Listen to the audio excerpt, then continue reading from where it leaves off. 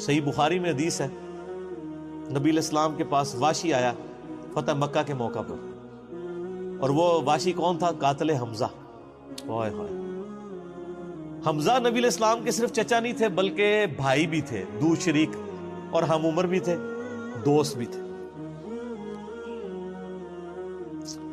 واشی کو حضرت بلال نے سفارش کروائی کہ یا رسول اللہ میرے کہنے پہ معاف کر دیے جائے۔ واشی پیش ہوا، فرمایا واشی یا رسول اللہ قاتل حمزہ، یا رسول اللہ تیرا ایمان قبول ہے، لیکن کیا تو ایسا کر سکتا ہے کہ اپنی شکل مجھے نہیں دکھا؟ ہائے ہائے ہائے، یہ وہ شخص ہے جو حریص علیکم بالمؤمنین رؤوف الرحیم ہے،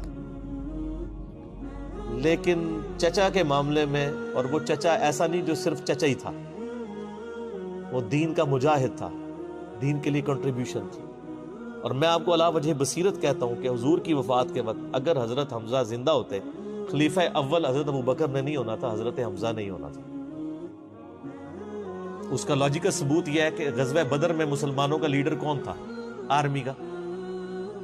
حضرت حمزہ۔ نبی علیہ السلام تو خیمے میں تھے نا، مسلمانوں کو لیڈ کون کر رہا تھا؟ حضرت حمزہ۔ غزوہ احد میں کون لیڈ کر رہا تھا؟ حضرت حمزہ۔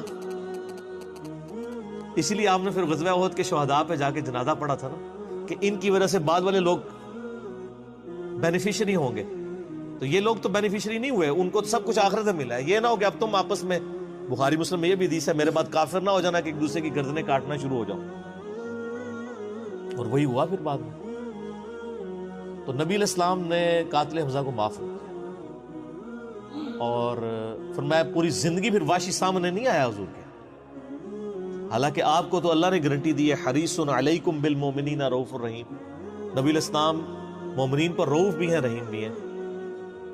اب میں تھوڑی سی انجینئرنگ کرتا ہوں کہ انسان کو اپنے چچا سے زیادہ محبت ہوتی ہے یا اپنی اولاد سے؟ مطلب اس پہ تو کوئی دوسری رائے نہیں ہے۔ جن جن کے بچے ہیں، یعنی میرے بھی اپنے بچے ہیں، آپ میں سے بھی اکثر لوگ شادی شدہ بیٹھے ہیں، آپ خود انالیسس کر لیں، بلکہ اولاد تو بعض کا انسان کو ماں باپ سے آگے ہو جاتی ہے۔ تو جن لوگوں نے حضرت حمزہ کے ساتھ ظلم کیا اور ان کو قتل کیا، ان کا ایمان قبول نہیں کیا گیا۔ تو جن لوگوں نے حضرت حسین ابن علی کے ساتھ ظلم کیا،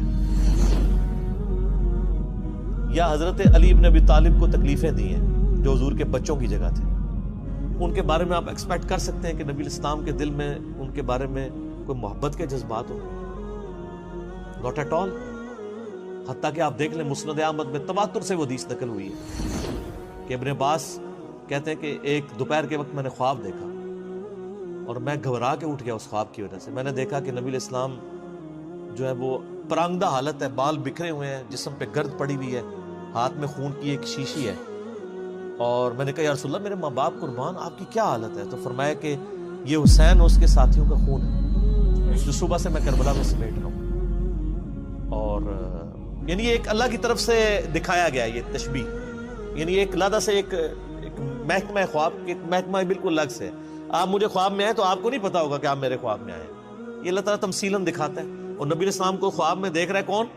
صحابی، تو وہ تو کنفرم ہے، بخاری مسلم میں حدیث ہے، جس نے مجھے خواب میں دیکھا میری شکل میں شیطان نہیں آ سکتا، اور وہ شکل صحابی کو تو پتا تھی، اور صحابی بھی عام نہیں، عبداللہ ابن عباس کہتے ہیں میں گھبرا کے اٹھا، میں نے وقت اور تاریخ نوٹ کر لی اور دن بھی۔ کئی ہفتوں بعد پتا چلا کہ اسی دن 10 محرم 61 ہجری میں حضرت حسین ابن علی کو شہید کیا۔ تو حسین ابن علی کی وفات کے اوپر یہ ابن عباس کو خواب میں آنا حضور صلی اللہ علیہ وسلم نے انڈیکیٹر دے دیا نا، اسی حدیث کو نقل کر کے اسماعیل دہلوی، جس کو دیوبند اور اہل حدیث جو اس وقت پریکٹیکلی یعنی ایک سمجھ لیں کہ یزید کے ٹھیکیدار بنے ہوئے ہیں اس کے دفاع کے اوپر، ان کے مشترکہ امام ہے اسماعیل دہلوی، شاہ ولی اللہ دہلوی کا پوتا۔ اس نے جو کتاب لکھی ہے نا تقویت الایمان، جس میں گستاخیاں بھی ہیں، وہ اس کتاب کے اندر ہم نے اس کا جے پی جی بھی لگایا تھا، اس میں اس نے لکھا ہے کہ اس حدیث سے پتہ چلا کہ نبی علیہ السلام وفات کے بعد بھی اللہ کی جنتوں میں حسین کے قتل کی وجہ سے غم زدہ ہیں۔ اور اس نے بھی لکھا ہے یزید پلید لفظ لکھا، وہ اس پوری کتاب میں جہاں جہاں لفظ استعمال کرتے ہیں یزید پلید استعمال کرتے ہیں۔ تو بعد میں سعودیہ ایران ٹسل شروع ہوئی تو یہ یزید کی وکالت کرنی شروع کر دی. اہل حدیث تو خیر اس وقت ناسبیت اور یزیدیت کا جھنڈا اٹھائے ہوئے ہیں. دیوبند میں کم لوگ ہیں ایز کمپیئر ٹو اہل حدیث, اور بریلویوں میں تو بہت ہی کم. تو یہ میں آپ کو صرف ایک کمپیریزن بتا رہا ہوں کہ انسان کو اپنی اولاد سے جو محبت ہوتی ہے وہ تو آپ سوچ نہیں سکتے. ترمذی میں اور مسند احمد میں حدیث ہے, نبی علیہ السلام نے حضرت حسین کو اٹھایا ہوا ہے اور آپ فرماتے ہیں اللہ یہ میرے بیٹوں میں سے ایک بیٹا ہے, اے اللہ اس سے محبت کر جو اس سے محبت کرے, اس سے دشمنی رکھ جو اس سے دشمنی رکھ. ہم یہ پوچھتے ہیں کہ حسین سے دشمنی کس نے رکھی ہوئی ہے, ذرا پوائنٹ آؤٹ کریں نا. کیا یہ تھریٹیکل بات ہے؟ تھی نا دشمنی, آج تک ہے, اس زمانے میں بھی تھی. تو وہ ان لوگوں کو پھر ان کے ساتھ کیا معاملات ہوں گے؟ باقی واقعہ کربلا والا ریسرچ پیپر 5B پڑھ لیں تو آپ کو معاملات کلیئر ہو جائیں گے. تو یہ غل کے اوپر میں نے بات کی, اور اس کے اوپر بعض لوگوں جو ہیں وہ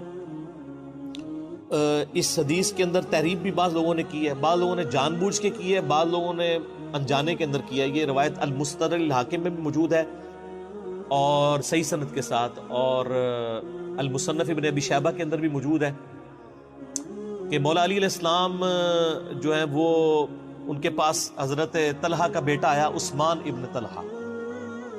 تو آپ اس کو جب ملتے ہوئے آپ نے نا سورہ حجر کی وہ آیت پڑھی کہ جو اہل ایمان کے دلوں میں ایک دوسرے کے بارے میں غل آ جائے گا نا, قیامت والے دن اللہ تعالیٰ ان کے دل سے وہ غل دور کر دے گا. پھر وہ جنت میں آمنے سامنے بیٹھے ہوئے ہوں گے تختوں کے اوپر, ٹیک لگائے ہوئے تکیوں کے اوپر. تو انہوں نے کہا کہ میں اللہ سے امید کرتا ہوں کہ یہ آیت میرے, طلحہ اور زبیر اور عثمان ابن عفان, ان 3 بندے اور چوتھا میں, یہ آیت ہمارے بارے میں ہے کہ اللہ تعالیٰ ہمارے دلوں میں جو ایک دوسرے کے لیے میل آ گیا قیامت والے دن وہ دور کر دے گا اور ہم ایک دوسرے سے راضی ہو جائیں گے. ظاہر ہے مطلب وہ تکلیفیں تو پہنچی تھی نا حضرت علی کو, مطلب کئی لوگوں سے تکلیف پہنچی. بل آپ نے ان کو ایک کلین چٹ دے دی کہ میں اللہ سے امید کرتا ہوں کہ ان لوگوں کے بارے میں یہ آیات ہے کہ اللہ تعالیٰ ہمارے دلوں میں ایک دوسرے کی نفرت ختم کر دے گا, جو اگر دنیاوی وجہ سے, دنیاوی طور پر کسی دینی وجہ سے آئی. تو یہ غل کا لفظ وہاں پہ بھی استعمال ہوا. اب ڈاکٹر اسرار صاحب رحمہ اللہ تعالیٰ, چونکہ ان کی حدیث کی فیلڈ نہیں تھی, انہوں نے یہ جب سورہ ہجر کی آیات آئیں, اس پہ میرا مسئلہ نمبر 116C بھی ریکارڈڈ موجود ہے, انہوں نے نا اس میں حضرت معاویہ کا نام بھی لے دیا کہ میں اللہ سے امید کرتا ہوں یہ میرے اور معاویہ کے بارے میں ہوگا. نا وہ نام لیے ہی نہیں ہے, آپ خود سے نہ داخل کریں. حضرت معاویہ کو حضرت علی نے نہیں معاف کیا, پوری زندگی معاف نہیں کیا, کیونکہ ان کی وجہ سے خلافت کا نظام ٹوٹا تھا. حضرت طلحہ تو میدان جنگ سے چھوڑ کے چلے گئے تھے. جب عمار ابن یاسر کو دیکھا کہ وہ سامنے ہیں تو انہوں نے کہا عمار کو تو باغی جماعت قتل کرے گی, وہ چھوڑ کے چلے گئے. تو مروان نے ان کے گھٹنے میں تیر مارا, مستدل الحاکم میں آتا ہے, اور وہ شہید ہو گئے. حضرت زبیر وہ صحابی ہیں یعنی جو نبی علیہ السلام کے بہادر ترین اصحاب میں سے. 12 بندے غزوہ احد میں حضور کے ساتھ رہ گئے تھے 700 میں سے غزوہ احد کے اندر, ان میں سے ایک حضرت زبیر بھی تھے. اور یہ تلوار کمال کی چلاتے تھے, اکیلے میدان جنگ میں آگے چلے جاتے تھے. بخاری میں آتا ہے کہ ان کا بیٹا عبداللہ ابن زبیر کہتا ہے کہ میرے باپ کے 2 شانوں کے درمیان اتنا بڑا زخم تھا جو ہیل اپ ہو گیا تھا, لیکن پھر بھی گڑا پڑا ہوا تھا, میں پورا ہاتھ اس میں داخل کر لیتا تھا, اور وہ زخم ان کو احد کے موقع پہ لگا تھا. ٹھیک ہے. اور پھر جنگ, اسی حدیث میں بخاری کے آتا ہے کہ جنگ یرموک کے موقع پر لوگ یعنی لیڈر کے اوپر چل رہے ہوتے ہیں, تو حضرت زبیر بھی ایک اسکواڈ کو لیڈ کر رہے تھے. تو لوگوں نے کہا حضرت آپ آگے جائیں. انہوں نے کہا جب میں آگے جاؤں گا تو میرے ساتھ کوئی نہیں آگے جا سکتا. وہ اکیلے گھوڑے کو انہوں نے جو ہے وہ ایڑی لگائی اور رومن امپائر کی یعنی فوج کے اندر گھس گئے, اور کوئی بھی ان سے لڑنے کے لیے تیار نہیں ہوتا تھا. اتنی بہادری تھی ان کے اندر. لیکن جنگ جمل میں حضرت علی کے مقابلے پہ آ گئے.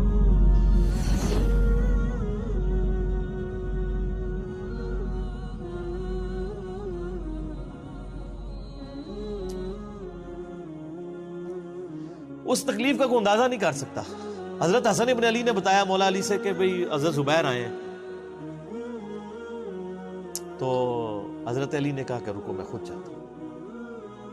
گئے, کہا زبیر یاد ہے وہ دن جب نبی تم مجھ سے بڑا پیار کر رہے تھے، پھوپھی ذات تھے نا، نبی علیہ السلام کی پھوپھی کے بیٹے ہیں حضرت زبیر بن عوام رضی اللہ تعالیٰ. تو حضور نے تم سے ایک بات کہی تھی کہ تم علی سے اتنی محبت کرتے ہو، ایک دن آئے گا کہ تم تلوار لے کے علی کے خلاف کھڑے ہو جاؤ گے. تو تم نے کیا کہا تھا کہ یا رسول اللہ میں علی کے خلاف کھڑا ہوں گا؟ فرمایا ہاں تم اس وقت ظالم ہو گئے. تو حضرت زبیر جو ہے وہ ان پہ غشی طاری ہو گئی، گھوڑے کو، یعنی وہ حضرت علی کا پھر سامنا بھی نہیں کر سکے، میدان جنگ سے واپس چلے گئے. تو بعد میں حضرت علی کے فوجیوں میں سے ایک بندے نے جا کے پیچھے ان کو دھوکے سے قتل کر کے تھا. تو حضرت علی نے کہا کہ زبیر کے قاتل کو میں دوزخ کی بشارت دیتا ہوں، کیونکہ زبیر جنتی تھا. تو وہ شخص پھر حضرت علی سے ناراض ہو گیا کہ ہم نے میں نے تجھے حکم دیا تھا، جب میں نے ان کو جانے دیا تو نے یہ کام کیوں کیا؟ تو وہ پھر خارجی ہو گیا. اور یعنی یہ وہ محبت تھی، وہ جہاں محبت تھی وہ نظر آتی تھی. ظاہر ہے کہ ایک بندے کی ایک غلطی سے اس کی پوری زندگی زیرو سے ملٹیپلائی نہیں ہو جاتی ہے.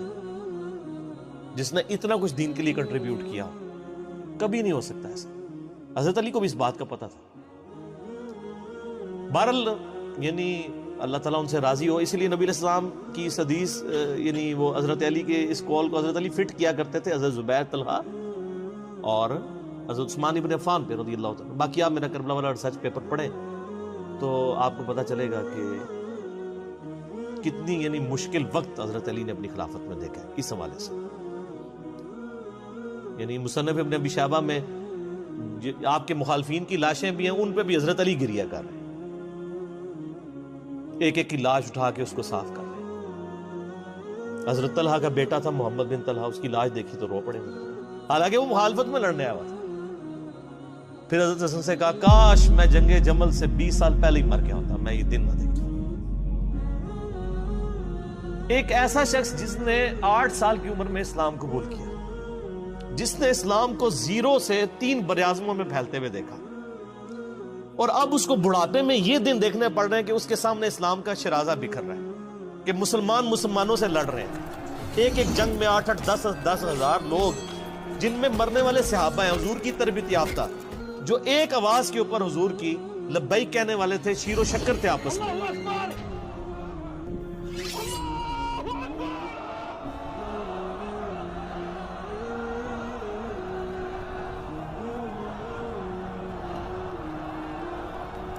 آپ اندازہ کر سکتے ہیں. اسی لیے حضرت علی جو ہیں وہ یعنی کوفے میں شہر سے باہر آپ کو پتہ ہے کنویں ہوا کرتے تھے، اکیلے جا کے کنویں پہ بیٹھ کے رویا کرتے تھے